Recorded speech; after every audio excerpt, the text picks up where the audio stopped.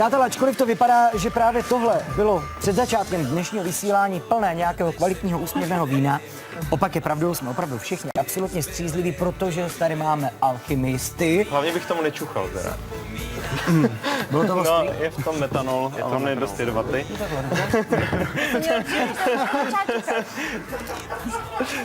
Tak, Jo. A vy pracujete s dětmi, to musíte být zvyklí na to, když řeknete hlavně nedělejte tam to, že no je oni první, co děti udělají. sedí v těch v distanční vzdálenosti a No, Tomáš Medňanský, Aleš Pilgr, odborníci na slovo zatí, videátoři, kteří si na alchymisty jenom hrají, jinak mají všechno podloženo jasnými fakty, když sami určitě jsou občas překvapeni, co jim z toho vyleze. Tak, co budeme... Co vám z toho vyleze tentokrát? tak teďka ukážeme nějaké věci, co se týče světla. My se potřebujeme ale na to zhasnout. Aha, Aby se tady dobře. šeřilo. Budeš tma. Zasním si ukážu tableti, vám- zasni tableti, ať nám to nedělá pořádek. Ukážu vám první efekt, kterému se říká luminescence. K tomu máme prášek, který se jmenuje fluorescein. No. Tomáši, můžeš svítit, prosím tě, na to. Budeme svítit na tu vodu UV zářením, Která kamera je? UV světlem. A já do toho Oni ten si to kluci prášek, poberou. To poberou. já ten prášek do toho začnu sypat. Kecej. Tak, chvilku se můžete kochat, pak vám Nekecej. řeknu, co se tam děje. Jak se tady na to přišlo? Že to takhle funguje? No, to vlastně prvně vzniklo experimenty s kůrou, jak se jmenuje, kaštanovou, která má vlastnosti právě, že reaguje na UV záření. Když na to svítíte UV zářením, tak ona začne produkovat viditelné světlo. Říká se mu tomu optický zjasňovač a dneska se to používá úplně všude. Papír má optický zjasňovače, v pracích práškách jsou optický zjasňovače.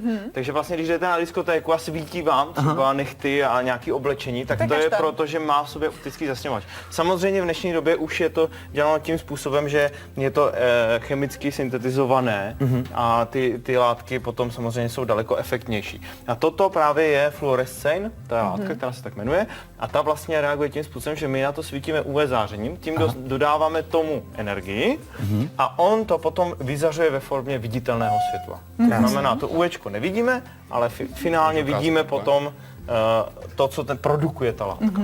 Dobře, a demižon s metanolem máme tady proč? Tak, Jenom to abychom vám se tady otrávili právě a- ukážeme jeden takový efekt, který právě tohle to budeme ukazovat v show, kterou ještě připravujeme, to jsme zatím ještě neuveřejnili. No, co Bude všechno to show o připravujete? světle. Aha, Bude to show o světle.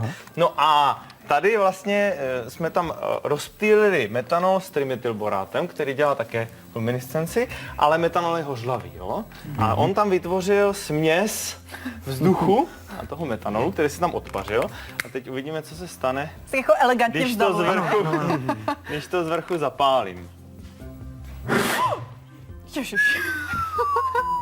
Ten Bomba. klasický ten zelený plamen, který vlastně uvnitř vzniknul, právě vzniká díky luminescenci, protože plamen klasicky má červenou, někdy až bílou barvu, ale uvnitř právě se to uvolňuje ten bor, který vlastně získává energii stejným způsobem, jako to bylo u toho luminesceinu.